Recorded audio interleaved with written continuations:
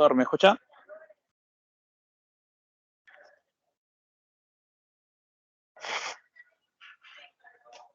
Doctor, ¿se me escucha?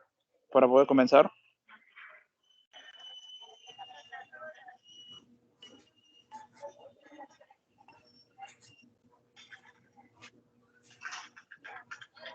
Sí se escucha. Ya, bien. Buenos días, compañeros. Buenos días, doctor. Bueno, vamos a hablar de los tumores óseos del aparato locomotor. Para siguiente diapositiva. Bien, primero hay que entender de que los tumores óseos van a comprender lesiones que nacen o se desarrollan de los huesos, ya sea por metástasis, o sea, secundarios, o del mismo tejido óseo, que son primarios.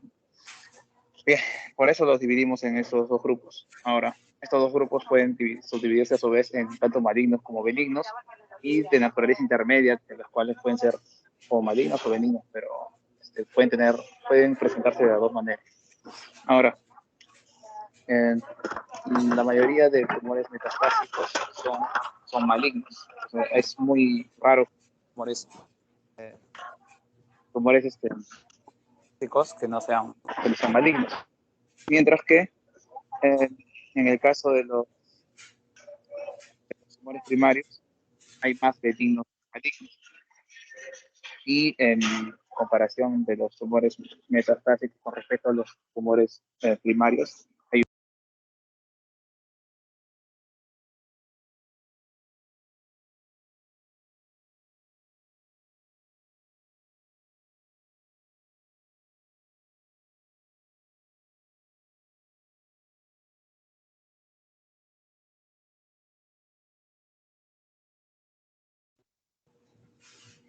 Renato, no te escucho.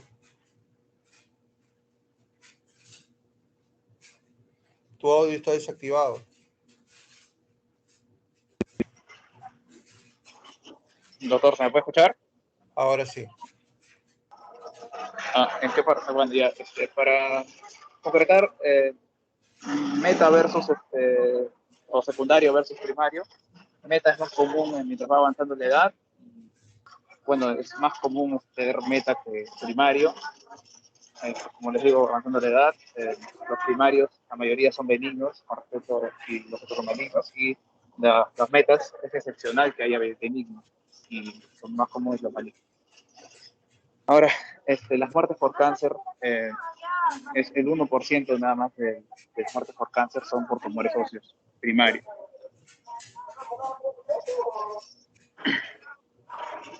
Bien, siguiente diapositiva.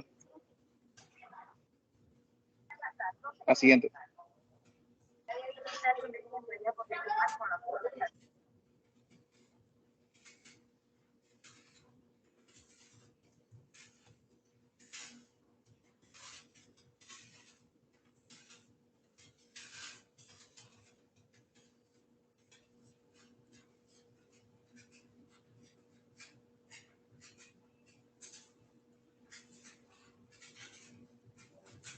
Disculpe, doctor, ¿se me escucha? Se me fue Recién ahorita. Sí, se me había ido la reunión. Ya, bien. Ahora, vamos a clasificarlos, bueno, según lo de la OMS, que es en lesiones pseudotumorales, ya sean lesiones de tipo quístico, como los quistes esenciales o solitarios, y los aneurismáticos, y los otros que eran los subcondrales. Ahora, también tipo fibroso y otros tipos de lesiones. Dentro del tipo fibroso son el defecto fibroso cortical, el fibronosificante y las displasias fibrosas. Mientras que dentro de las otras lesiones tenemos los islotes óseos, que vamos a ver posteriormente que es un diferencial para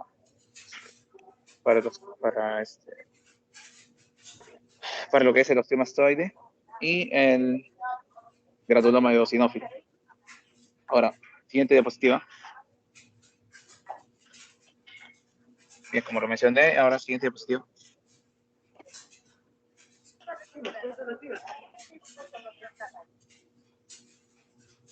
Siguiente diapositiva, por favor. Ya, ¿cómo diagnosticamos una lesión tumoral? Primero hay que hacer una aproximación diagnóstica de lo que vamos a observar y posteriormente vamos a hacer un diagnóstico definitivo, es con biopsia y otros materiales, ¿no? En este caso, para la aproximación diagnóstica, ya desde un inicio lo vine mencionando, la edad es importante. Siguiente diapositiva. Ya que dependiendo de la edad, hay series, las lesiones, por ejemplo, las lesiones tumorales se van a presentar entre la primera y segunda década de la vida. Entre ellos fibroma nosificante, defecto fibroso cortical, y así como otras afecciones óseas como son el sarcoma de Ewing o el osteosarcoma. Y otros más comunes a partir de la tercera década, como son los tumores gigantes, el condrosarcoma y el mieloma.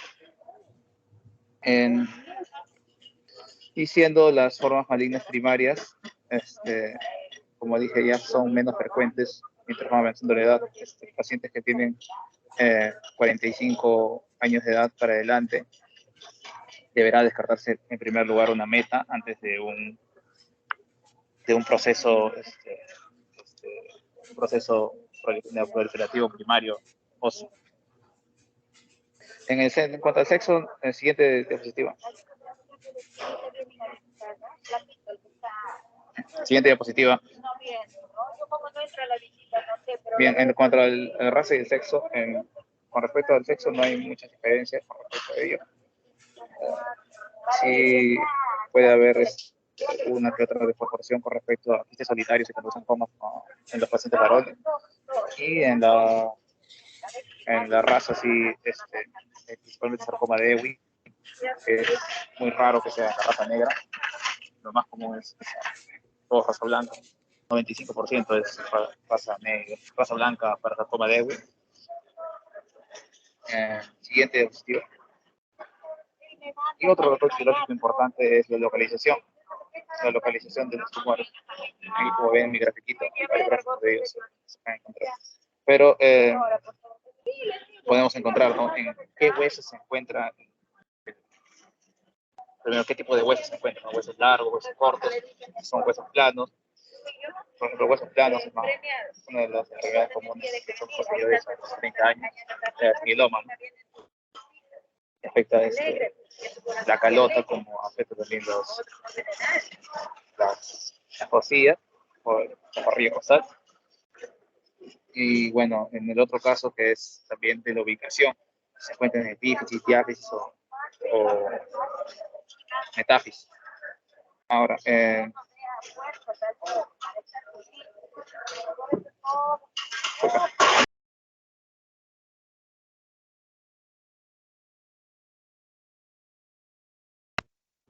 No hay audio, Renato, no te escucho.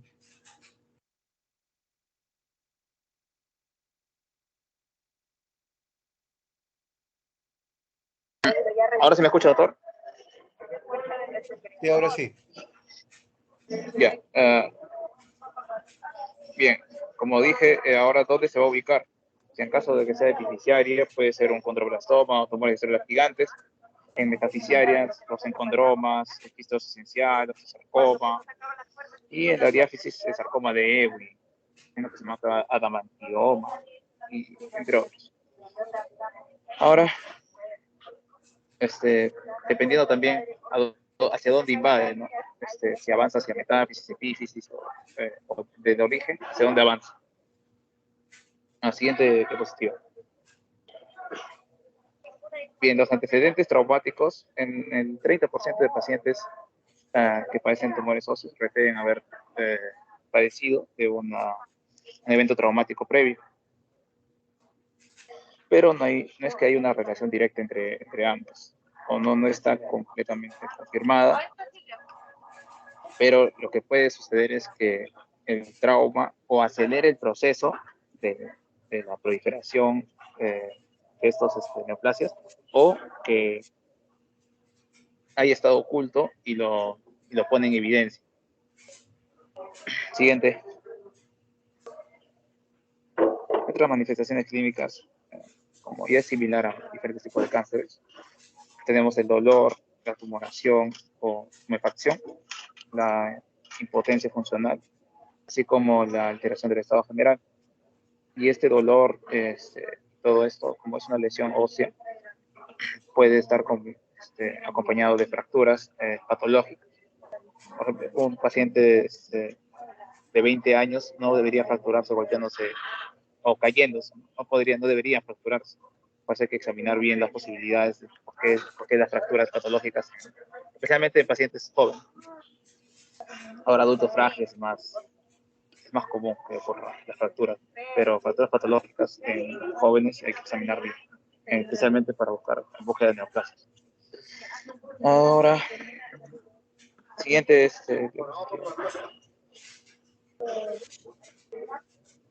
¿cómo vamos a hacer el diagnóstico del laboratorio? ¿Qué pedimos, no?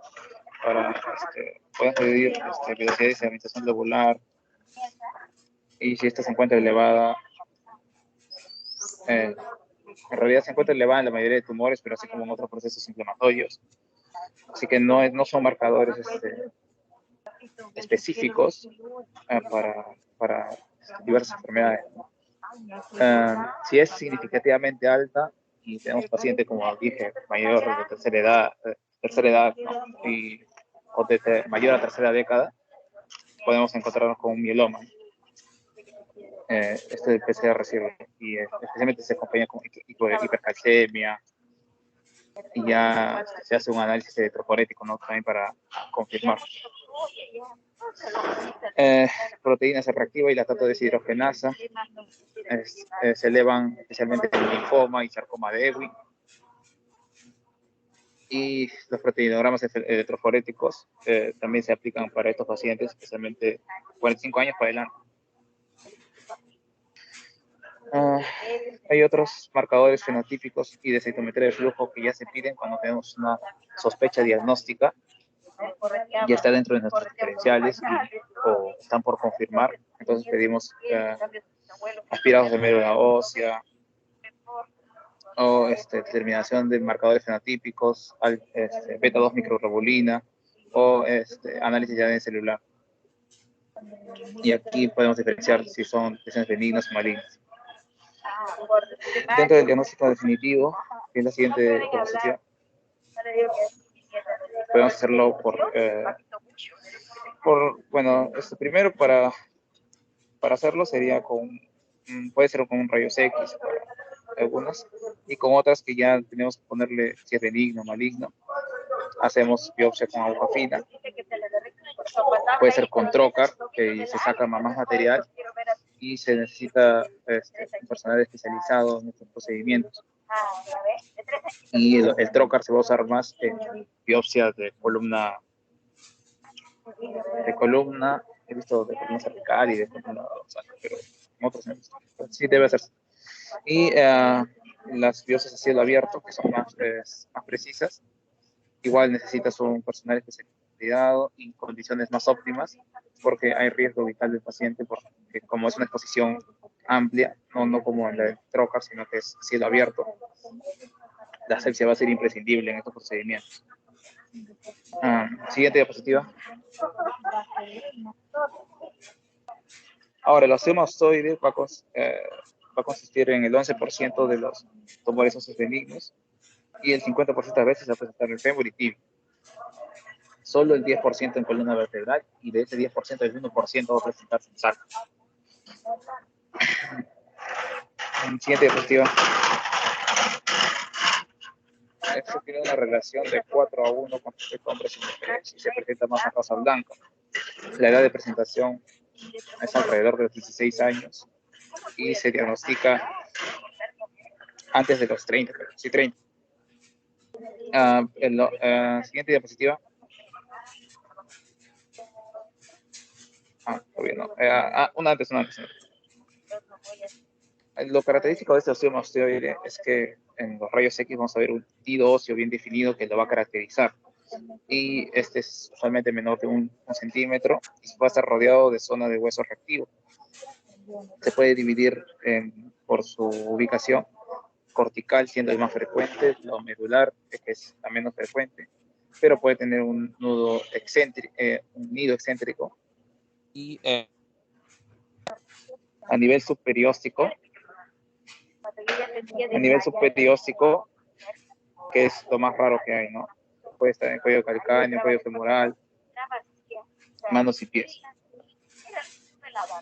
Y existen 3 estadios del osteoma osteoide, como son el estadio inicial, donde hay una proliferación activa de osteoblastos, trauma vascular, en el estadio intermedio, donde la matriz osteoide, y el estadio maduro, donde ya hay trabéculas compactas calcificadas, finas y gruesas, y se está diferenciando el componente del osteoblastoma. ¿Por qué? Porque en el osteoblastoma tiene menos celularidad, menos vasos y menos celularidad. Y hay uno que otro osteoblasto. Siguiente diapositiva.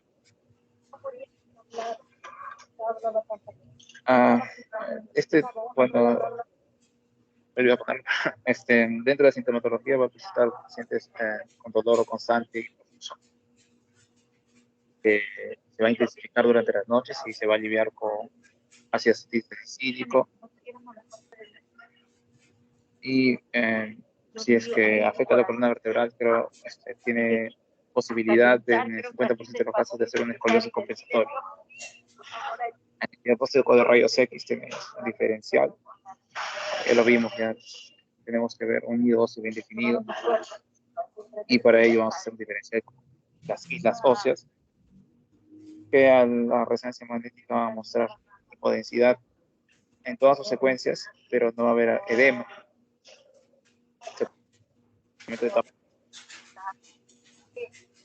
Y esta es una lesión triangular o circular consistente con un peso compacto trabecular, así como matriz ósea sin presencia de nido. Y bueno, también se diferencia con la tasa de Brody, que en resonancia va a presentar imágenes cerebrales y se asocia al secuestro óseo, pero no va a suceder. Y eso es lo que le va a diferenciar, ¿no?, de un nido óseo, porque el cerebro va a tener unos márgenes irregulares. Y bueno, los metas, que son procesos destructivos, y vamos a tener que buscar, como dije, más por la edad para el diferencial. Si hay metas normalmente son metas hematógenas, hepáticas o por cercanía, ¿no? En caso de próstata, por ejemplo, metas de próstata se da a la columna lumbosacra, entonces por cercanía más que, o por contigüidad, más que por vía hematógena o vía. Bueno, en cuanto al tratamiento, el siguiente diapositiva.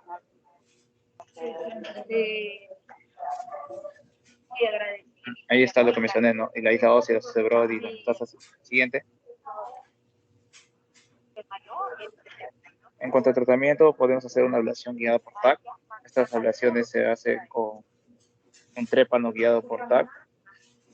Se generan 90 grados Celsius de calor, 90 grados Celsius de temperatura, por 4 minutos para eliminar la lesión. El problema es que tiene una recurrencia de 4 a 20%, pero si su resección es completa, hay poca recidiva. En el 10% de los casos, el nido no va a especificar una resección quirúrgica, por lo que se hace una centellografía prequirúrgica y una lectura por gamografía de la pieza de extraído. Bien, eso sería todo por mi parte. Gracias. Muy bien. ¿Quién sigue? Yo, doctor Muñoz. Siguiente, por favor. Bueno, en esta sección lo que vamos a ver es vamos a tratar el tema de osteosarcoma. Cabe resaltar que por definición se trata de una neoplasia ósea que es maligna. Sin embargo, lo vamos a encontrar, o no va a ser muy frecuente a nivel del adulto, pero a nivel de la infancia sí viene a ser dentro de los cánceres de hueso más común. Existen dos formas de presentación, en este caso en forma primaria y forma secundaria. Como su mismo nombre lo dice, cuando se trata de primaria, en este caso no hay una patología ósea que sea previa, a diferencia de la secundaria, que hay una patología subyacente. Esto puede generarse al hecho de que existen mecanismos que lo vuelve maligno, ¿no? Siguiente, por favor. Bueno, dentro de la etiología básica no existe una causa definitiva, pero indican que puede tratarse por aberraciones genéticas. Dentro de ellas, por ejemplo, tenemos en la parte primario, que básicamente se trata de las aberraciones genéticas en lo que es la parte del osteoma secundario, que puede estar acompañado o formar parte de la enfermedad de Paget, en el caso de que se haya generado o haya provocado quemaduras eléctricas por posible trauma, también exposición al berilio.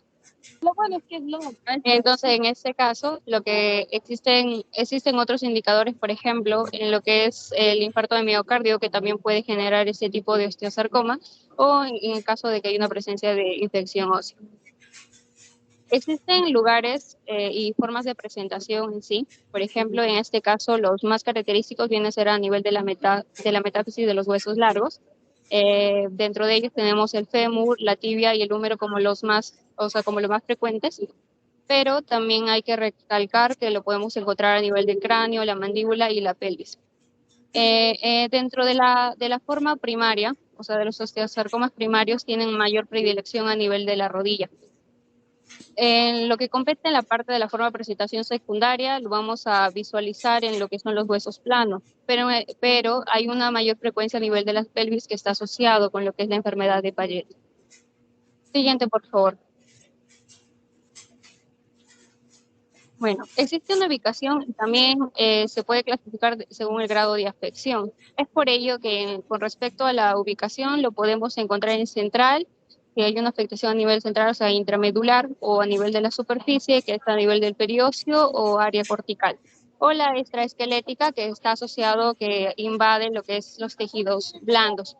En lo que es la parte central, también existen como subcategorías dependiendo del grado de afección. Por ejemplo, tenemos lo que es una central de alto grado, de mediano grado y de bajo grado. Sin embargo, lo que tiene mayor característica acá viene a ser la central de alto grado, que es tipo convencional y la más clásica, que es la de mayor frecuencia.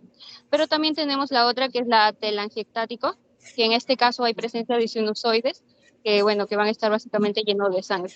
Entonces, lo que sea la característica básica de esto a nivel histológico es que va a haber ciertos núcleos atípicos y eso lo diferencia mucho de un quiste óseo aneurismático, pero en la parte histológica, normalmente este tipo de osteosarcomas generan lo que son las fracturas patológicas, o lo que lo denominamos fracturas patológicas. Bueno, dentro de lo que es la parte clínica, la mayor parte de los osteosarcomas están relacionados con el dolor óseo. Existen otras complicaciones, por ejemplo, también otras manifestaciones con lo que es el hinchazón o también presencia de bultos, dependiendo del tamaño del osteosarcoma. Depende de qué tanta invasión, si es intramedular, si ya en este caso dio afectación a nivel de la corteza o si no también inclusive de tejido óseo.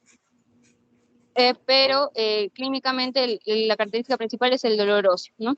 Más que todo se da este dolor cuando se hace actividad, o sea, el ejercicio físico, y se puede manifestar más que todo en la parte de forma de la cojera, ¿no? Que lo podemos identificar.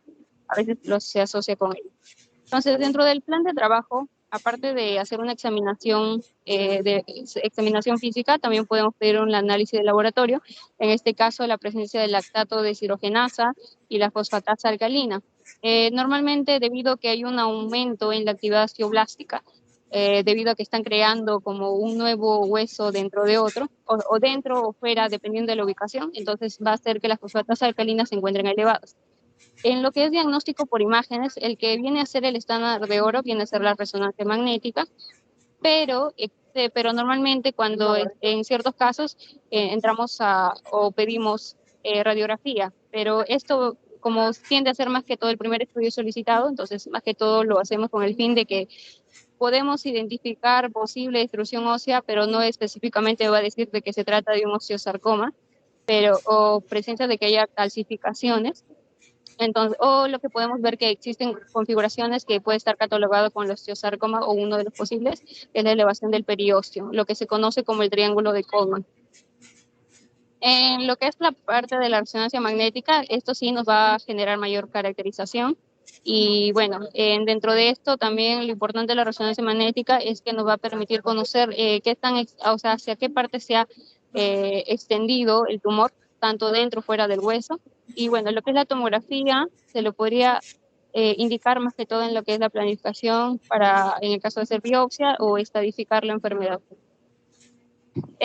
Bueno, en lo que es una tomografía a nivel del tórax, lo hacen con el objetivo de evaluar si en sí ya se trate de una metástasis, ¿no?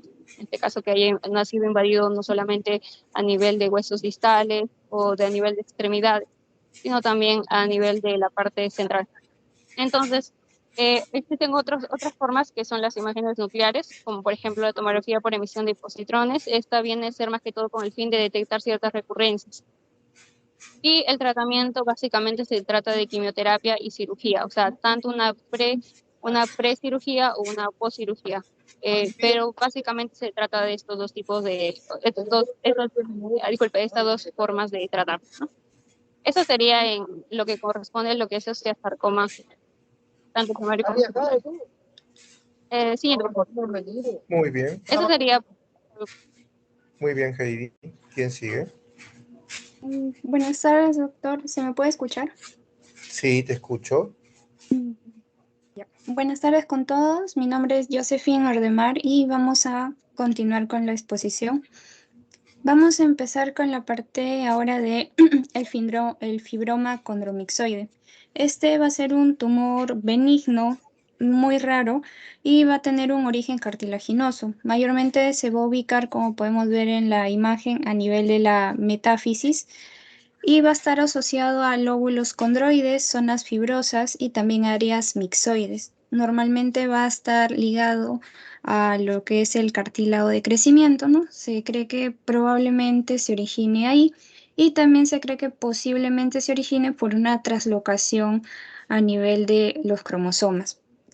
Su localización más que todo se va a dar a nivel de metáfisis de huesos largos, ¿no? Como se puede ver en la imagen de la derecha, ¿no? Aquí podemos ver, normalmente está en la metáfisis de huesos largos, pero también, como se puede ver aquí en la otra imagen de la izquierda, puede tener localizaciones poco frecuentes, ¿no? Por ejemplo, ahí se ve una lesión lítica a nivel metafisio-epifisiaria en la región de un hueso metatarsiano, que no es un hueso largo, ¿no? Esas es algunas localizaciones poco frecuentes que tiene. Mayormente, ¿dónde lo podemos encontrar? Lo podemos encontrar sobre todo a nivel de la tibia proximal, puede también estar en el fémur distal, en el peroné, en huesos metatarsianos en una menor prevalencia, al igual que falanges y huesos del retropie. En la parte de los jóvenes se puede encontrar sobre todo en los huesos largos y ya en los ancianos es más común encontrarlos a nivel de los huesos planos, sobre todo a nivel de pelvis y costillas y también a nivel de los huesos cortos. Clínicamente, los pacientes van a sentir un dolor durante meses o años, sobre todo a nivel de manos y pies. En cuanto a los exámenes que se van a realizar, podemos tener primero la radiografía. En ello se va a mostrar una lesión metafisiaria de manera lítica, excéntrica. Como podemos ver, ¿no? Por ejemplo, aquí en la imagen de la letra A es una radiografía de la parte de el hueso de la tibia. Está la región lítica presente. Como podemos ver, están los contornos bien definidos, como se acaban de mostrar. Y también estamos viendo que hay septos en la letra A, ¿no? Estamos viendo septos al interior y también estamos viendo una ligera invasión ya de la epífisis. Estamos viendo su localización excéntrica que acabo de mencionar y en la parte de la imagen de la letra B estamos viendo igual, ¿no? Se pueden ver algunos septos en la parte del interior, en el hueso del metacarpio. Este tipo de lesiones mayormente no están calcificadas y vamos a ver que su forma va a ser redondeada o también podemos encontrarla de manera ovalada. En huesos pequeños lo podemos encontrar en forma de uso, contraveculización de la zona lítica y en huesos planos lo que podemos encontrar son lesiones irregulares en todo el espesor del hueso.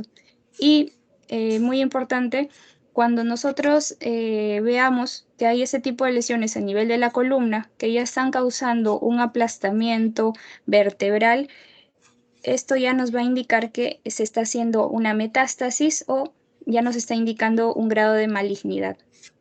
Otro examen es la angiotomografía.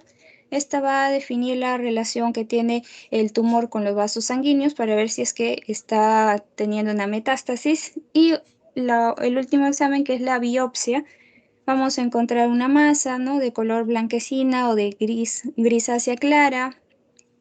Vamos a encontrar un tejido mixoide con células que pueden ser estrelladas o alargadas y va a dar positivo para el marcador PS100, lo cual nos va a indicar que su naturaleza es de cartílago. Tenemos que diferenciarlos de otras enfermedades que pueden ser el tumor de células gigantes, la displasia fibrosa, el condroma fibromixoide y el condroblastoma. Y en cuanto al tratamiento, lo que se va a realizar es un legrado y un relleno del área operada. Puede haber alguna recidiva del tumor, en esos casos se tiene que realizarse una resección completa de todo el área afectada. No se recomienda la radioterapia, puesto que tiende a transformarse a un tumor maligno, ¿no? Y estamos viendo las imágenes de, este es un caso de un señor que tenía un fibroma condromixoide a nivel del hueso frontal. Y estamos viendo, ¿no?, cómo se le va operando, se le hace el legrado, se le hace un injerto para rellenar el área operada, ¿no? Se le fija con placas de titanio en este caso, y luego ya se le hace un seguimiento al paciente por medio de tomografías para ver si es que hubo o no recidiva. El siguiente es el condroblastoma. En el caso del condroblastoma, lo que vamos a tener es un tumor benigno de origen cartilaginoso de lenta evolución. Esta lenta evolución puede hacer también que nosotros nos demoremos para diagnosticar este tipo de enfermedades. Va a estar formado por células tanto cartilaginosas como de osteoclastos. También va a tener sustancia condroide y puede tener ya focos de calcificación. Como lo podemos ver en la imagen, los condroblastomas sobre todo se van a encontrar a nivel de la epífisis. Se van a localizar sobre todo cerca de las superficies en crecimiento, por eso lo localizamos en la epífisis, y uno de los huesos más frecuentes en los que aparece es a nivel del húmero proximal. Puede aparecer en otros huesos como en el calcáneo, el peroné proximal o también en la columna. Clínicamente, el paciente va a tener un dolor leve en la parte de la región del hombro o en la región de la rodilla, que puede venir acompañada de una fractura. Y justamente por esta cercanía que tienen estas lesiones a nivel de las articulaciones, puede llegar a causar una disminución de la movilidad o incluso una hidartrosis.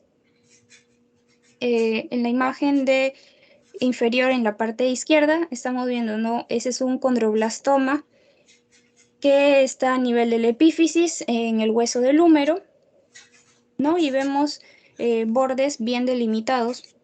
En la parte de la derecha, igual, ¿no?, estamos viendo una lesión bien delimitada, como las características que ya acabo de mencionar.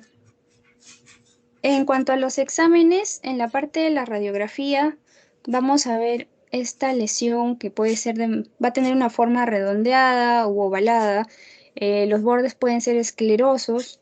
Se va a encontrar, como ya he mencionado, a nivel epifisiario, van a ser excéntricos y van a situarse cerca de la cortical, teniendo calcificaciones puntiformes, ¿no? Por ejemplo, aquí en la imagen superior derecha, estamos viendo en la letra A, esa es una radiografía de la zona del hombro.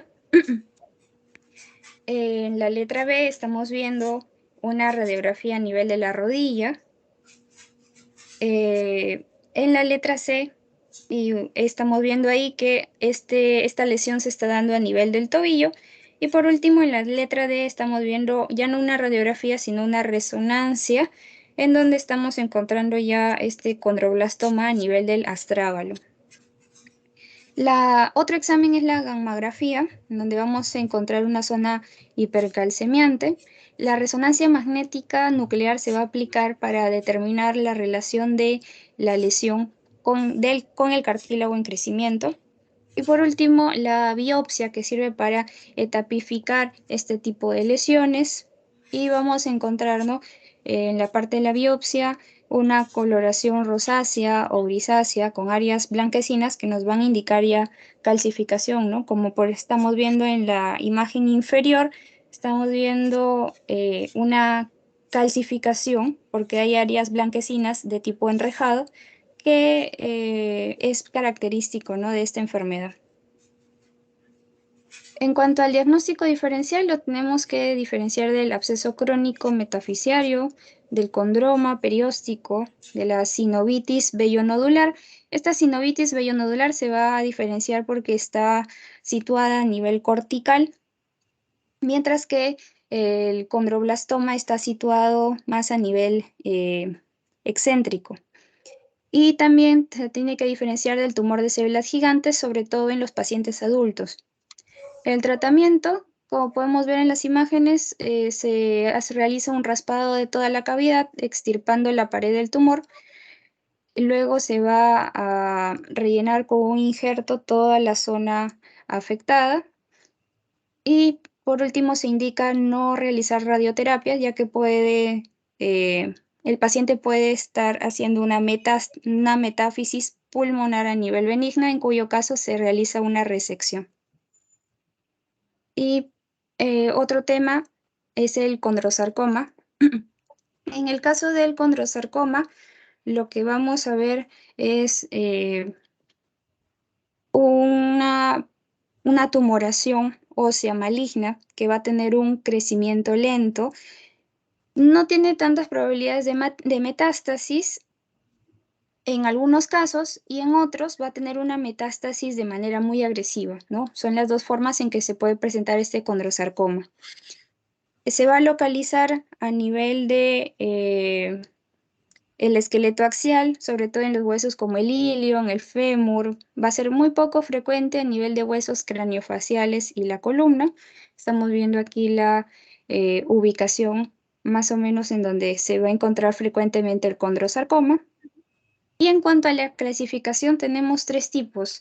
Según su origen, puede ser primario o secundario. Primario, vamos a decir que es primario cuando se origina directamente de células óseas, ¿no? Y aquí podemos encontrar que puede ser central, yuxtacortical, mesenquimal, diferenciado o de células claras. Y secundario porque va a proceder ya de una lesión cartilaginosa preexistente. Y aquí podemos ver que puede ser central o periférico. Central como el encondroma, la enfermedad de Dollier o el síndrome de Maffucci, y periférico como el osteocondroma. En cuanto a su localización, puede ser central, medular o periférico, ¿no? Aquí en esta imagen de la izquierda estamos viendo una lesión de localización central, mientras que en esta otra estamos viendo ya una localización periférica. Y por último, según su grado histológico, lo que vamos a diferenciar son 3 grados, ¿no? El grado 1, en donde vamos a encontrar características a nivel histológico parecido a un encondroma, se va a diferenciar microscópicamente. En el grado 2 ya vamos a encontrar un aumento de celularidad, vamos a encontrar que son algunos tumores más agresivos. Y en el grado número 3 ya vamos a encontrar una atipia a nivel nuclear de todas las células, presencia de mitosis, y estos de aquí ya son tumores altamente agresivos, crecen muy rápido y potencialmente metastásicos. Eso sería todo por mi parte. Muy bien. ¿Quién sigue? Bueno, don Rolando, doctor. Uy, Rolando, a ver, ya, antes que me dé dolor de cabeza, ya, empieza.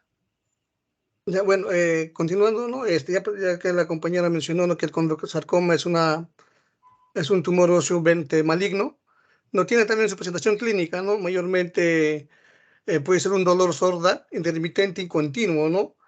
y muchas veces va a haber, ¿no?, una masa palpable a nivel periférico con un crecimiento lento, ¿no? Y estas masas mayormente van a ser, ¿no?, porque ha aumentado una expansión, ¿no?, en este caso de los tejidos blandos vecinos, ¿no? Y otro de los síntomas es la inmovilidad de la articulación vecina, ¿no? O sea, no va a haber movimiento. Ahora, a nivel radiológico, mayormente se van a evidenciar, ¿no?, como patrón de sal o pimienta o lo que es una palomita de maíz, ¿no?, como podemos ver acá en la imagen derecho.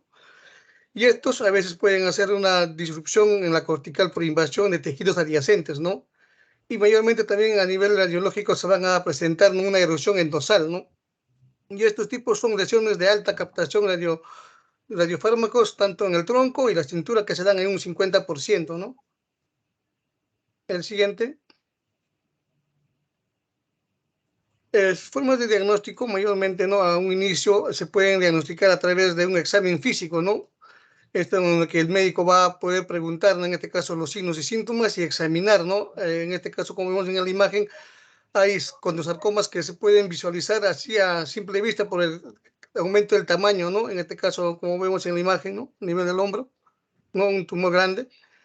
Y otro a nivel por imágenes, ¿no?, que en este caso pueden incluir, ¿no?, radiografías, gamografías óseas, ¿no?, o resonancia magnética por imágenes, o una tomografía computarizada, ¿no?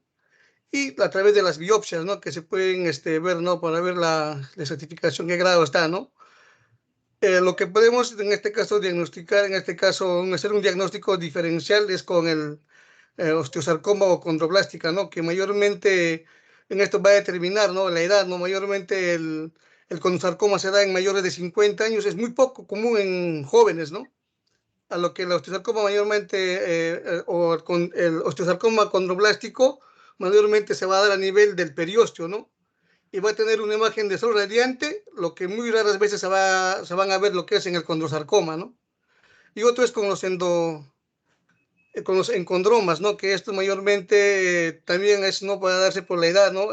También es muy, no, en este caso, muy pocas veces se ve a nivel vista clínico o radiológico, ¿no? El siguiente. El tratamiento mayor para lo que es no es implica mayormente una cirugía, ¿no?, o extirpar el cáncer, ¿no?, mediante ya sea una resección intralesional o una resección amplia, ¿no? Mayormente se usa lo que es la resección amplia cuando ya haya hecho cuando esto hayan afectado o haya sido haya presencia de casquetes irregulares o haya habido una invasión medular. Entonces, en este caso se hace una resección amplia, ¿no?, saca todo el tumor, ¿no? Y lo que es la radioterapia y la quimioterapia mayormente se usan cuando hay alto grado de lesión histológico, ¿no? Y tiene un pronóstico que siempre va a estar determinado por el tamaño del tumor, dónde se va a localizar y qué grado histológico está, ¿no? En este caso, su grado de supervivencia da a entender que más o menos durante los 5 años va a depender, ¿no? Si es de grado 1, hay un 90%, ¿no?, de supervivencia, ¿no? Si es de grado 2, va a ser un 81%, y si es de grado 3, el grado de supervivencia solamente va a ser 29%, ¿no? Y estas van a generar mayormente complicaciones, ¿no? Y estas complicaciones mayormente van a dar, ¿no?, después de la cirugía, de 5 a 10 años de la cirugía, ¿no?, que mayormente viene por una metástasis que se van a observar en un 70%, ¿no?, en pacientes que hayan tenido, en este caso, grado 3, ¿no? Y que el más común metástasis que va a darse es a nivel del pulmón, ¿no? Y solo del 10% se va a dar en grado 2, ¿no? También estas metástasis van a afectar muchas veces al hígado, al riñón, al cerebro y lo que es ¿no?, y a nódulos linfáticos, ¿no? El siguiente. Otro que tenemos, otro tumor es los tumores de células gigantes, ¿no? Que esto viene a ser una neoplasia ósea benigna, pero agresiva, que mayormente va a afectar, ¿no?, la región metaepisaria, ¿no?, de los huesos largos, y con menos frecuencia se van a dar en los huesos planos, ¿no?, como el omóplato, ¿no? Estos van a representar el 5% de todos los tumores y el 20% de los tumores benignos del hueso, ¿no? Y que va a afectar a ambos sexos, ¿no? Particularmente va a ser en adultos jóvenes que van a ser de 20 a 40 años, y el hueso más común localizado van a ser en el fémur distal y la tibia proximal, ¿no? Esto va a presentar una clínica, ¿no? A un inicio va a haber un dolor adyacente en la articulación. También se va a poder visualizar mediante una base visible, ¿no? Va a haber hinchazón, muchas veces van a acompañar con una fractura de hueso, va a haber limitación en lo que es en la movilidad o la articulación adyacente, ¿no? Y puede haber en este caso un acúmulo de fluido netamente en la articulación adyacente al hueso afectado, ¿no? Siguiente. Tu diagnóstico mayormente, ¿no? En este caso, en los rayos X se van a ver, ¿no? O van a mostrar áreas, ¿no? En este caso, áreas líticas que van a rodear al hueso, en este caso al subcondral, con áreas de lo que es la esclerosis, ¿no? Y mayormente el tejido blando va a tener un color rojo con áreas quísticas amarillas, ¿no? Y a través de la resonancia magnética, vamos a, en este caso, ver en varios planos, vamos a determinar su extensión, ¿no? Lo que va a ayudar, en este caso, a diferenciar, ¿no? No, si el tumor del edema mayormente va a estar presente alrededor de los músculos, ¿no? Alrededor de adyacentes, ¿no? También podemos ver, ¿no? Que en los estadios, en este caso, en el estadio 1, mayormente es una lesión pequeña, va a estar poco activa, no, en lo que es en la lesión en el estadio 2 va a haber ya va a presentar un 75% de casos, que en este caso ya el tumor va a estar activo, ¿no? Con bordes imprecisos, ¿no? Y lo que es en el estadio 3 ya se va a caracterizar porque el tumor ya va a ser más agresivo, va a estar más grande, va a aumentar de tamaño, y en este caso va a invadir, ¿no? Lo que es netamente a los tejidos blandos, ¿no? Y podemos hacer un diagnóstico diferencial con el condroblastoma o también con el condrosarcoma de células claras o los quistes óseos aneurismáticos, ¿no? Con ellos podemos hacer, ¿no? Tienen similitud de signo, ¿no? Siguiente. Bueno, eso sería todo. Paso a mi compañera. Buenos días, doctor, compañeros. Mi nombre es Matos Torres Alexandra y voy a continuar con tumor de células gigantes. Siguiente. Ok. Para la parte de los procedimientos quirúrgicos, en el caso de un tumor de células gigantes, se menciona que el procedimiento quirúrgico más frecuentemente utilizado para estos casos es lo que es la cirugía intralesional o cirugía intracompartamental, que vendría a ser el legrado, que con eso queremos decir que en este caso al paciente se le va a escarbar la estructura ósea, hueso, hasta poder retirar lo que vendría a ser el tumor, sin tener en este caso que ya extirpar una sección del hueso, a lo que a su vez también, como vemos en la imagen, va a dejar cierto agujero. Por lo tanto, también usualmente en estos casos, para disminuir las recidivas, porque se ha visto que si solamente se utilizara la cirugía intralesional sola, hay riesgo de recidiva de 30 a 70% de los casos.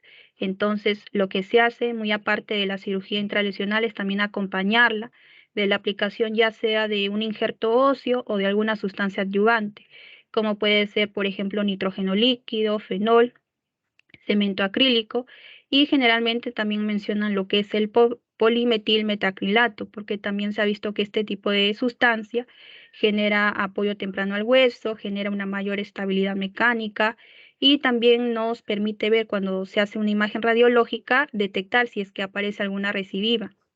Entonces, para este tipo de casos de tumor de células gigantes se recomienda esta cirugía intralesional con una sustancia o un injerto óseo, en este caso, que rellene la cavidad que va a quedar después de la cirugía. Y como vemos en el caso de la imagen derecha, se ha aplicado lo que es esta cirugía intralesional junto con la aplicación del polimetilmetacrilato. Y en la imagen izquierda, por el otro lado, se ha visto la cirugía intralesional junto con un injerto esponjoso en este tipo, en este caso, para tumor de células gigantes. La siguiente. Hay otras opciones aparte de ese procedimiento quirúrgico, que también es la cirugía amplia o la resección en bloque, donde mencionan que podría ser una alternativa ideal en caso de huesos sacrificables. Esto quiere decir cuando nosotros veamos una gran destrucción ósea, cuando tal vez veamos que este tumor también va a generar el rompimiento de la zona de la cortical, donde veamos que tal vez ya llega a infiltrar a partes blandas, o que el crecimiento de este tumor es bastante rápido y irregular. Entonces podríamos optar por este tipo de cirugía amplia, donde también mencionan que disminuye la tasa de recidivas, que también mencionan que podemos asociarle con una quimioterapia neoadyuvante también para atacar la agresividad de este tipo de lesiones, y también la reconstrucción, ¿no? También asociarla y que se puede efectuar también con autoinjertos. Entonces, para nosotros elegir cuál sería el tratamiento de preferencia, nosotros en algunos estudios se ha visto que se utiliza lo que es la clasificación de Campanasi para primero nosotros clasificar qué tipo de grado es este tumor de células gigantes. Entonces, según eso, nosotros ver qué tipo de opción de tratamiento dar. Entonces, según esta clasificación de Campanasi, se han visto 3 grados, siendo el de grado 1 cuando hablamos ya de un tumor pequeño hasta mediano tamaño, donde no vemos que llega a afectar mucho la cortical y que vemos que el crecimiento del tumor es lento. Mientras que el de grado 2 ya es un tumor de mediano a gran tamaño, donde ya vemos que la parte cortical está siendo afectada, pero que todavía en este caso no ha llegado a romperse, y que en este caso el crecimiento ya está siendo rápido. Y por último, de grado 3, cuando ya veamos un tumor en este caso de gran tamaño, donde ya se ha roto la zona de la cortical, donde ya se ha infiltrado a partes blandas y el crecimiento está siendo rápido y regular. Entonces, según esa clasificación de Campanasi, se ha visto que para grado 1 y grado 2 se suele recomendar el primer procedimiento, ¿no? Tanto la cirugía intralesional con un injerto o con una sustancia adyuvante asociada. Y para grado 3, en estos casos ya se aplicaría lo que es esa cirugía amplia o resección en bloque, junto con su reconstrucción, ¿no? Y también algunos otros tratamientos que podría darse para ya, por ejemplo, localizaciones mucho más difíciles, como la columna, en la zona de la pelvis o sacro. Se puede también en estos casos requerir ya un procedimiento de embolización arterial selectiva para delimitar el tamaño del tumor. O también quimioterapia también preoperatoria en caso ya de que sea un tumor maligno. Y mencionan también para tratamiento de recidivas que estén limitadas a tejidos blandos, extirpar los nódulos con también su biopsia previa. Y también, bueno, se menciona que estas recidivas que pueden a veces aparecer después del tratamiento quirúrgico de un tumor de células gigantes, podrían aparecer incluso en un lapso de 12 a 24 meses, ¿no? Posterior en estos casos. Siguiente. Por otro lado, también tenemos otro tumor, en este caso el angiosarcoma, que mencionan que es un tumor maligno y raro y que va a ser derivado de las células endoteliales. Bueno, este tipo de tumor es altamente agresivo, por lo que también mencionan que cuando hacemos el diagnóstico de un paciente con angiosarcoma, usualmente ya lo vemos asociado con algún tipo de metástasis. Ahora, el 60% de estos casos sobre todo se van a presentar en la piel o en las partes blandas superficiales.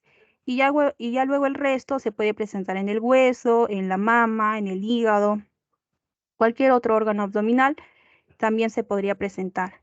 Entonces, por un lado, en la imagen o en el lado derecho, vemos lo que vendría a ser un angiosarcoma, en este caso de piel, donde vemos que esa afectación cutánea también podría presentarse en 3 formas. Bien, este angiosarcoma puede ser secundario a una radiación o puede ser asociado a un linfedema crónico, o bien puede ser también idiopático y que aparezca en el cuero cabelludo y en la cara del paciente. Entonces, lo más frecuente es que se presente sobre todo en el cuero cabelludo. Y también este tipo de casos, sobre todo, predomina en los pacientes de sexo masculino y mayores ya de 60 años. Y como vemos en la parte clínica, puede aparecer como una lesión asintomática, violácea, como si fuera una lesión traumática. Y también va a presentar signos de inflamación. También en algunos casos se puede presentar como ya también múltiples focos con ya máculas rojizas, y puede progresar hasta formarse ya una gran placa violácea con nódulos azulados e incluso puede llegar a úlceras y estas llegar a sangrar. Para la parte del diagnóstico, sobre todo se menciona, por ejemplo, la radiografía, donde ya veremos aquí evidencia de que las lesiones líticas son muy agresivas y que con frecuencia se extienden hasta las partes blandas. También se menciona de que si hablamos de un angiosarcoma óseo, pues este también se presenta como lesiones multifocales, se menciona también un dolor severo de tipo progresivo, y cuando vayamos al tratamiento generalmente conlleva la incisión quirúrgica amplia, ¿no? Porque como hemos visto, este tipo de tumor es altamente agresivo. Y también se menciona de que puede ya llegar a metastizar otro tipo de órganos, ¿no? Muy aparte del tejido óseo, puede llegar a metastizar órganos abdominales por vías sanguíneas o linfáticas, otros órganos, ¿no? También podrían verse comprometidos. Siguiente. Otro tipo de tumor vendría a ser el fibrosarcoma, que vendría a ser un tumor maligno, en este caso de tejido blando, y que con frecuencia se suele presentar entre los 10 a los 60 años y que también se menciona suele presentarse en cabeza y en cuello. Ahora, este tipo de tumores, este tipo de tumor usualmente menciona en la parte clínica que se manifiesta como una masa dolorosa, que suele ser de consistencia firme y que se puede encontrar, ¿no?, en cabeza, cuello, cara, etcétera, y que también este tipo de dolor suele ser progresivo, ¿no? Y con su aumento de volumen suele ser ya después de 1 a 2 meses de la aparición del dolor. Además, también se menciona que en la parte etiológica no está, en este caso, muy clara, pero sí se menciona de que se ha visto en muchos de estos casos que están asociados a desórdenes genéticos, sobre todo lo que es el síndrome del Ifraume. Y también se menciona de que en pacientes que, por ejemplo, sean portadores de una enfermedad de Payet o un tumor de células gigantes, podrían también tener, en este caso, asociado un fibrosarcoma. Y también hay una clasificación para estos fibrosarcomas, que bien pueden ser periféricos o periósticos, o centrales o medulares. En el caso que sea periférico o perióstico, se menciona que nace de lo que es la capa externa fibrosa del periósteo y desde allí viene a extenderse, ¿no?, hacia partes blandas, pero que no llega a invadir la zona central, la zona de la médula ósea, y suelen ser de crecimiento lento. Mientras que un fibrosarcoma central o medular justamente va a iniciarse de la zona interna del hueso y ya luego su crecimiento va perforando la cortical o invadiendo ya partes blandas vecinas.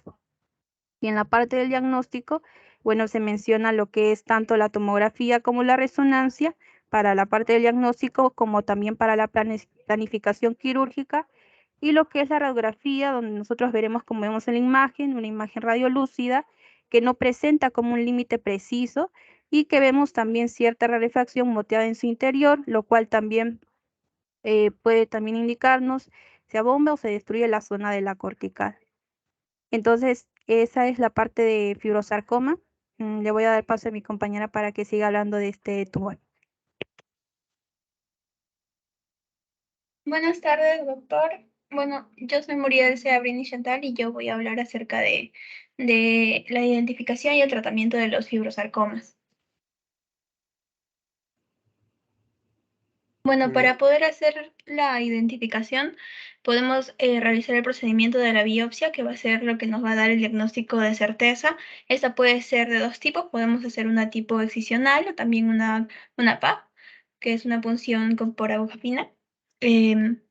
En cuanto a las lesiones que se dan a nivel del sinus nasal y del tubo aerodigestivo, se va a recomendar realizar lo que es la biopsia transmucosa, mientras que si es que se dan en la zona del cuello, parótidas y el espacio parafaringio, se va a recomendar realizar una biopsia por extirpación.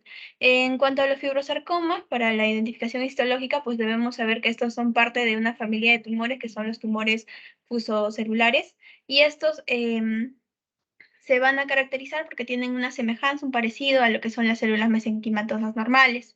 Macroscópicamente vamos a ver que estos tumores son como una masa fibrosa, blanca, grisácea, brillante, firme y elástica, que va a presentar a veces acompañadas de hemorragia y de necrosis. La forma en la que se van a presentar, pues pueden ser ovoides, paralelas al eje del hueso, como podemos ver en la imagen. Suelen tener unos bordes irregulares y pueden acompañarse de lo que es un compromiso de la estructura adyacente, que puede ser la destrucción del hueso esponjoso y cortical, así como también los tejidos blancos que se encuentran alrededor. Microscópicamente tenemos dos tipos, uno que son unos fibrosarcomas bien diferenciados y otros que son pobremente diferenciados. Los bien diferenciados se van a caracterizar porque tienen unas células fibroblásticas fusiformes de forma elongada que se van a disponer en forma de fascículos entrecruzados, como podemos ver en la imagen.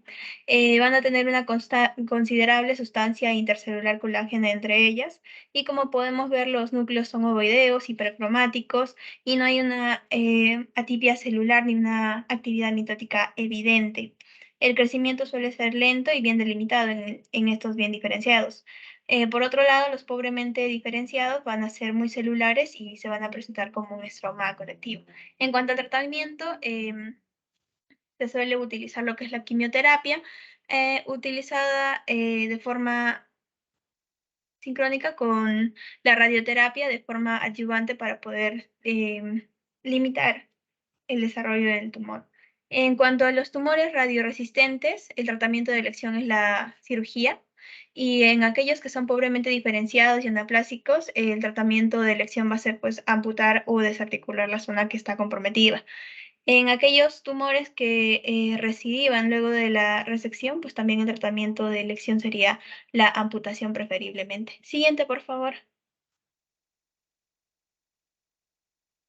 Bueno, pasando a otra patología, vamos a hablar acerca del histiocitoma fibroso maligno. Este es un cáncer de origen incierto aparente que se puede presentar en tanto en las partes blandas como en el hueso, y en las partes blandas la presentación típica se da entre los 50 a los 70 años, pero también se puede presentar en cualquier edad. Este cáncer es raro cuando aparece en pacientes que sean menos de 20 años y se ha visto que tiene una predisposición por el género masculino. Como digo, no se ha identificado una célula evidente de origen, pero se le ha definido o catalogado ya como un sarcoma pleomórfico indiferenciado no especificado. Se considera también que este histiocitoma fibroso maligno es la ruta final común de distintos tumores, es decir, que estos tumores van a tener una evolución progresiva, lo que les va a llevar a esta desdiferenciación. La localización más habitual va a ser a nivel de la extremidad inferior, en la parte más específica del muslo, y también puede tener otras localizaciones que son menos de frecuencia, pero sí están presentes, que puede ser la extremidad superior y el retroperitoneo. Aquí es importante también resaltar que no es infrecuente que se describan con un traumatismo previo en la zona afectada. En cuanto a los exámenes, el preferible va a ser la resonancia magnética, porque este nos va a permitir apreciar tanto el tamaño, la localización y también su posible compromiso de las estructuras neurovasculares, y va a ser más útil en cuanto a los tumores que se encuentren en las partes blandas. Y si está contraindicado realizarle una resonancia magnética, es decir, si este paciente presentara implantes metálicos o marcapasos, pues se puede pasar a hacer una tomografía, y en esta podemos incidir en hacer el examen a nivel del tórax, porque es frecuente que este cáncer se acompañe de metástasis hacia los pulmones, como también a otras zonas como son los ganglios linfáticos o los huesos, pero con mayor frecuencia da metástasis a nivel de los pulmones. Igualmente, el estudio para poder diagnosticar con certeza es la biopsia. En estas pueden ser excisionales e incisionales. En cuanto a las excisionales, estas van a necesitar una sedación o anestesia del paciente, y se caracterizan o se diferencian de las incisionales en que en estas se van a extirpar con totalidad el tumor, mientras que en las incisionales solamente se extrae una pequeña parte. Pero por esto mismo, las excisionales se realizan en tumores pequeños, en aquellos que puedan ser extirpables, es decir, que sean menores a 3 centímetros. Siguiente, por favor. En cuanto al tratamiento, el tratamiento es individualizado y se basa en 3 componentes: puede ser cirugía, radioterapia y quimioterapia. En general, la quimioterapia y la radioterapia funcionan de forma conjugada. En cuanto a la cirugía, esta puede ser de 2 tipos. Se puede evaluar si hacer una cirugía con conservación de la extremidad o una en la que ya se ampute el miembro. Para poder decidir por una conservación de la extremidad, el cirujano debe tener la certeza de que el tumor pueda ser extirpado en su totalidad y que la extremidad remanente tenga una funcionalidad aceptable. En cuanto a la radioterapia, esta es capaz de disminuir la incidencia de la recidiva local, y la radiación habitual es de 45 a 65 GI. En cuanto a la quimioterapia, esta, pues como sabemos, tiene ciertas limitaciones, principalmente ligadas a los efectos secundarios que conduce su tratamiento y a las dosis necesarias para que sea efectiva. pero se ha visto también que con el aporte de factores de crecimiento hemolléticos, los pacientes pueden resistir a radiaciones más altas y con esto pues se ha visto que hay una mejor efectividad del tratamiento. Entonces, en vista de todos estos conceptos, es importante agregar y saber que el 20 al 30% del total de los pacientes con sarcomas de las partes blandas van a tener una recidiva local del tumor en su misma localización. Y por otro lado, desafortunadamente, aquellos pacientes que tengan una recidiva inextirpable van a tener un mal pronóstico. Siguiente, por favor. En cuanto al sarcoma de Ewing, esta es una neoplasia altamente maligna. Va a ocupar el 9% de las neoplasias de huesos. Es la cuarta neoplasia ósea primaria y se cree que pueda derivar de células de la médula ósea o también que es un cáncer de células redondas de un origen neutral. En cuanto a la predilección, este sarcoma de Ewing tiene cierta predominancia de ir a afectar a la metáfisis de los huesos largos, es decir, vamos a ver afección del fémur, la tibia, el húmero y el peroné, y también de los huesos planos, como pueden ser la escápula, la pelvis y también el cráneo, así como también a nivel de las costillas. En cuanto a la epidemiología, representa un 2.73 casos de cada millón de habitantes anuales. El 90% van a ocurrir en las 2 primeras décadas, en un rango frecuente de los 5 a los 25 años. Se ha visto que en aquellos pacientes que son menores de 10 años va a representar la primera causa, mientras que en aquellos pacientes que son menores de 25 años es la segunda causa frecuente después del osteosarcoma. Es más frecuente en el sexo masculino y es raro en la raza negra. El 25 y el 30% va a debutar con metástasis, más frecuente a nivel del pulmón y del hueso. Y también en esta parte es importante resaltar un dato de que el 90% de los pacientes van a fallecer rápidamente por las metástasis, principalmente pulmonares, en el primer año. En cuanto a la visión, a nivel macroscópico se van a presentar como una masa friable, fluida, que ocasionalmente es semejante al pus. Van a tener un color blanco, grisáceo, brillante y translúcido. Y cuando las evaluamos vamos a ver que están acompañadas de abundantes zonas de necrosis, hemorragias y cavidades. A nivel microscópico, es decir, histológico, vamos a evidenciar que tienen una conformación homogénea, van a haber células pequeñas que están conglomeradas de forma compacta, con núcleos redondos y sin límites citoplasmáticos netos ni nucleolos que destaquen. Aquí una característica particular va a ser que va a haber la presencia de células redondeadas azules. Siguiente, por favor.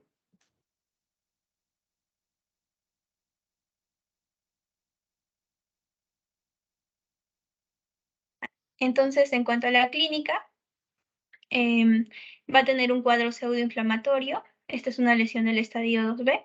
En el cuadro pseudoinflamatorio vamos a ver que el paciente va a tener un dolor con exacerbación nocturna, va a presentar una masa dolorosa y las manifestaciones sistémicas que puedan acompañar van a ser fiebre, malestar general y pérdida de peso, que probablemente nos puedan hacer confundir con una osteomielitis. En cuanto al laboratorio, va a haber un aumento de la velocidad de sedimentación, los leucocitos van a estar aumentados con una anemia acompañante. Y puede, como dije, puede presentarse con metástasis pleuropulmonares de forma más frecuente, pero también pueden tener metástasis hacia las zonas de la columna y del cráneo. Siguiente, por favor.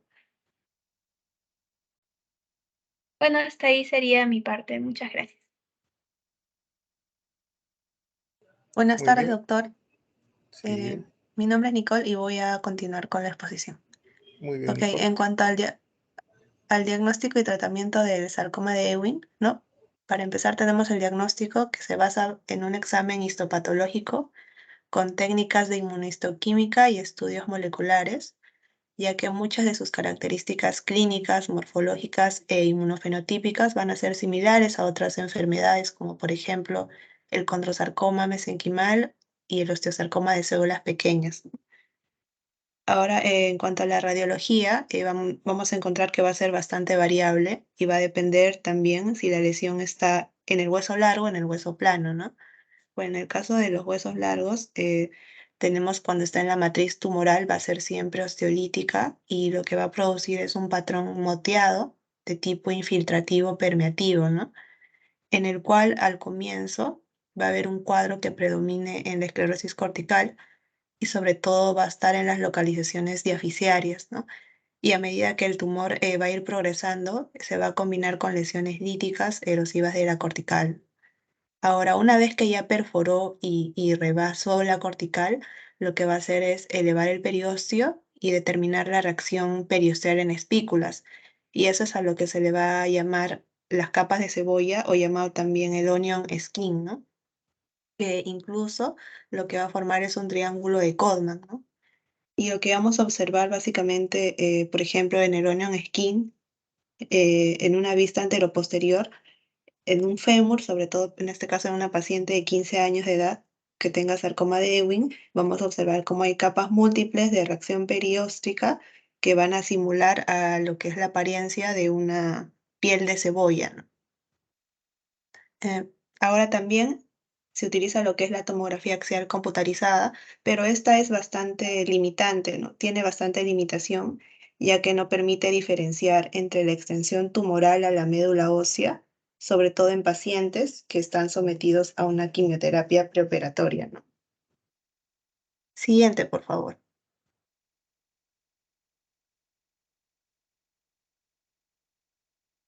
Bueno, en cuanto al tratamiento, básicamente se va a dar con cirugía, con radioterapia, quimioterapia, para poder retomar lo que es la asociación de la cirugía con la quimioterapia y eventualmente con la radioterapia, ¿no? Ahora también se va a utilizar lo que es el tratamiento quirúrgico y en lo cual se va a preferir es la resección amplia, ¿no? En el caso de la exéresis de 4 a 5 centímetros de tejido sano adyacente alrededor de los bordes de la lesión y de 1 a 2 centímetros más allá de la profundidad del tumor. Ahora, la resección compartimental también se recomienda, sobre todo en tumores que tienen afectación muscular, en la cual debe resecarse todo el grupo muscular desde el origen hasta su inserción, ¿no? Y en el caso de la amputación, se va a dar en aquellos casos que haya infiltración vascular o infiltración nerviosa. Siguiente, por favor. Ahora, en cuanto al quiste óseo aneurismático, este quiste va a ser una lesión benigna, osteolítica y va a estar localmente destructiva y expansiva de la vascularización ósea. Ahora, este quiste puede ser como una lesión primaria o secundaria a otras lesiones preexistentes, como el tumor de las células gigantes, el condroblastoma, el quiste unicameral del hueso, hemangiomas, osteosarcomas y displasia fibrosa. Ahora, esto va a realizarse principalmente en pacientes menores de 20 años de edad, en un 60-80%, sin distinción de sexo, y va a representar aproximadamente entre el 1 y el 6% de todos los tumores óseos, ¿no? Ahora, esto lo vamos a encontrar principalmente en los huesos largos, sobre todo en el fémur, en un 22%, en la tibia, en la columna, en el húmero, la pelvis y en el peroneo. Ahora, histológicamente, lo que se va a encontrar es que va a involucrar una alteración circulatoria local que va a llevar a un incremento marcado de la presión venosa por la trombosis de una vena neurismática o por la formación de una fístula arteriovenosa. Es por ello que vamos a encontrar en las evidencias que va a ser bastante marcada y rápida mediante la extensión de algunos de estos quistes y se va a encontrar frecuentemente el quiste lleno de sangre, lo cual va a resultar de esta expansión del quiste, ¿no?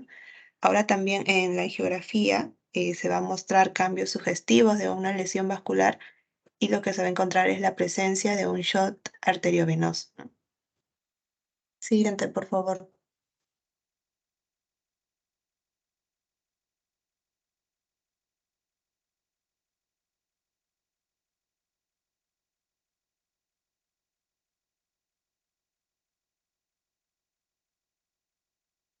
En cuanto a la ¿No se escucha? imagenología, las imágenes de los huesos largos son subperiósticas con lesiones excéntricas metafisiarias, que lo que van a hacer es elevar el periósteo y progresivamente erosionan a la corteza, por lo que se presenta una reacción perióstica laminada, ¿no?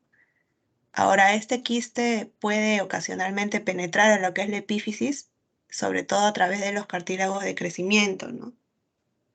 Ahora, en esta área osteorítica a menudo vamos a encontrar septos, crestas, y lo que vamos a encontrar principalmente es el patrón de Panal, ¿no? El patrón de Panal que va a presentar algunas veces calcificaciones en el área central y que raras veces se va a presentar como una masa en el tejido blando. Ahora también lo que se utiliza también es la resonancia magnética, sobre todo en el caso de diagnóstico diferencial de estas lesiones, ¿no? Para poder diferenciarlas de otras, como el tumor de células gigantes o como el quiste unicameral del hueso. Siguiente, por favor. En cuanto al diagnóstico, principalmente se va a dar en pacientes adolescentes que van a presentar inicialmente una sensación de masa firme, de crecimiento lento, asociado comúnmente con dolor, con sensibilidad e inflamación, y son raramente secundarios a una fractura patológica, ¿no? Ahora, también en las radiografías simples y la resonancia magnética nos pueden llevar a apoyar el diagnóstico, pero siempre se va a requerir una adecuada evaluación histológica para poder correlacionar estos hallazgos y llegar a un diagnóstico definitivo, ¿no? Ahora, en cuanto al tratamiento, usualmente se da en forma de curetaje o en determinadas situaciones en las que necesite una resección, ¿no? Ahora, el curetaje por sí solo va a presentar altas tasas de recidiva, reportando desde un 10 hasta un 59% según algunos estudios, y con instilación de nitrógeno líquido, fenol o polimetilmetraclilato, ¿no? Seguido también de injerto óseo, lo cual va a disminuir la tasa de recidiva de un 17 a un 26%.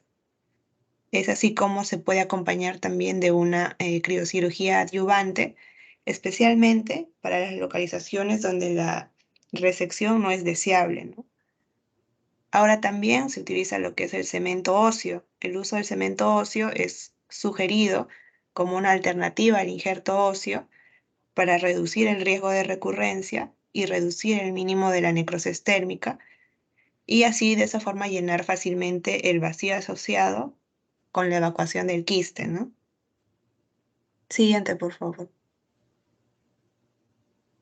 Eso sería todo, doctor. Gracias. Muy bien, bueno, hemos visto la clase de tumores óseos. En realidad, esta clase es bastante árida porque no es mucho, si bien es bien visual radiográficamente, pero hay un montón de patologías que incluso nos han faltado mencionar, ¿no? Nunca olvidar que los más comunes son los metastásicos, pero dentro de todos los primarios, los benignos a nivel óseo son los más comunes. De los más agresivos es el osteosarcoma, el sarcoma de Ewing, preferentemente en niños. Las imágenes radiográficas de algunos son pues excéntricas, el tumor cerebral gigante tiende a ser cercano a rodilla. Entonces, nada, este es un tema muy, muy interesante, pero a la vez es un poquito largo, ¿no? Incluso hay falta un montón de tumores que hemos mencionado, incluso dentro de los benignos, ¿no? El encondroma, etcétera, ¿no? Bueno, ya damos por terminada la clase. Mañana, mis chicos, 8:30, para la última práctica antes de su examen. Chicos, lean bastante el libro. Ahora, como es menos temas, va a ser quizás un poquito menos complicado que puedan leer. Pero nada, denle duro a su práctica y a su teórico para que puedan salir bien. Chicos, nos vemos mañana. Gracias. Gracias, doctor. Hasta luego.